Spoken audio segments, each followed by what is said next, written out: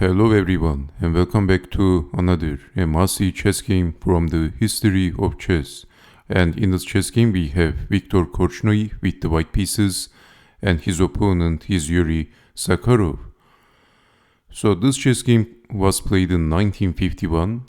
Viktor Korchnoi needs no introduction. He was probably the greatest chess player who never won the World Chess Championship title.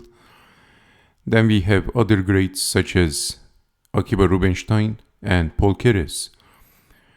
Korchnoi's opponent Yuri Sakharov was 2 times Ukrainian chess champion. So let's see what happened in this chess game. This is a must-see chess game from the chess history. So Viktor Korchnoi starts the game with pushing the e-pawn. We have c5, the Sicilian defense, and then the open Sicilian. Knight to f6, bishop check, blocking, knight out. Pushing the pawn, and Viktor Korchnoi pushed the f-pawn, capturing the knight. Giving up the bishop, and we have queen to f3, and black castled from the king side. Viktor Korchnoi castled from the queen side. Did you know that the nickname of Viktor Korchnoi was Viktor the Terrible? The Terrible, I repeat. Well, they called Viktor Korchnoi the Terrible, Viktor the Terrible Korchnoi, because of his extreme high temper. That's what they say. So we have knight to b6, bishop back, bishop out, and h4 by Viktor Korchnoi, pushing the h-pawn, and he basically wants to open the h-file and maybe pawn storm in the king side, opening the files in the king side and checkmating the king after liberating the rook. On the other hand, black is going to try the same thing. What else? Black needs to open the queen side. He will attack from the queen side. It's a race. So let's see who is going to be faster. Knight to c4. Korchnoi is not in a rush. He is not in a hurry. Pushing the pawn. Knight to a3 and then h5 by Viktor Korchnoi. Pushing the h-pawn. And he wants to open the h-file, rook to c8, lining the rook with the king, rook up, b5, and then Viktor Korchnoi is opening the h-file, h takes on g6, capturing towards the center, which is one of the basic principles of chess. But in this position,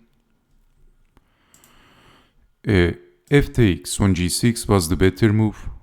This was the safest move in this position according to the chess engine, capturing away from the center. And then we have e5, d takes on e5, queen check. Okay, this is looking scary. Knight to e6, but bishop takes on e6, queen takes bishop, queen to e8, and it looks like black is better in this position according to the computer chess engine. Black is slightly better. Black is a pawn up. You can take the e-pawn because then this bishop is going to fall. So you can see that in this position, h takes on g6 was not the safest move. Now Korchnoi played f5. He is blocking the bishop as well. So he can play queen to h3 and then checkmating the king. So e6, if queen to h3, maybe pushing the pawn and then escaping. So attacking the queen, bishop to f6, and it is white to move. What would you do in this position?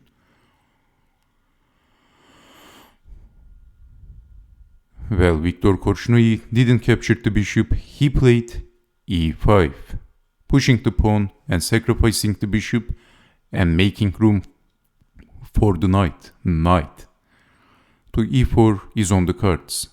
So after thinking hard, this is what happened. D takes on e5. You might ask what happens if bishop takes bishop. Then in this position, simply pushing the pawn is the idea. You can check the king, but then king to b2. And okay, the queen is coming. So this is looking extremely dangerous. An extremely dangerous position for black.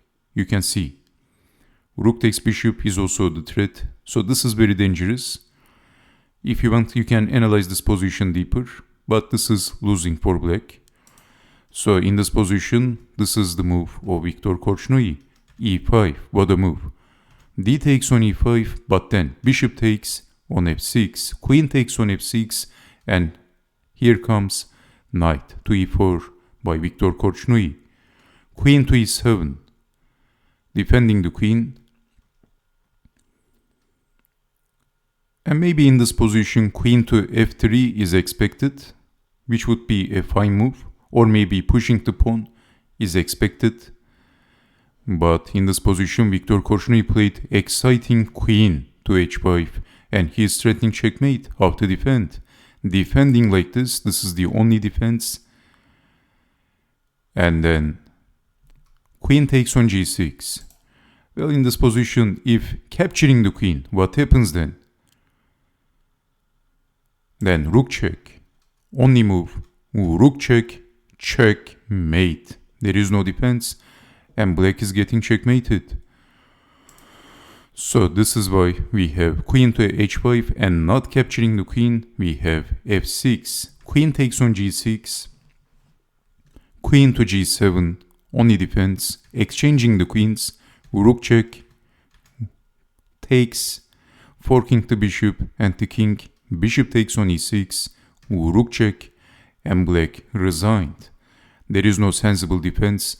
Black is basically getting checkmated. Let's see the possible continuation. King back, knight check, checkmate. There is no defense. What a game.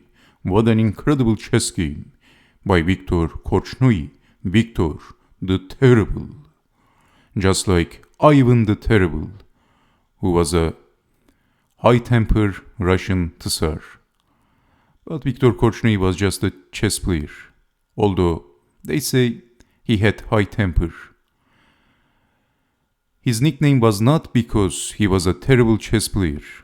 Of course he was not. He was one of the greatest of all times. Narrowly missing the World Chess Championship title when he faced with Anatoly Karpov. Viktor Korchnoi was a great chess player. But he had high temper, and he was like a terrible nightmare for his opponents. That's why he was known as Viktor the Terrible Korchnoi. Thank you very much for watching, and I hope to see you next time. Take care and bye bye.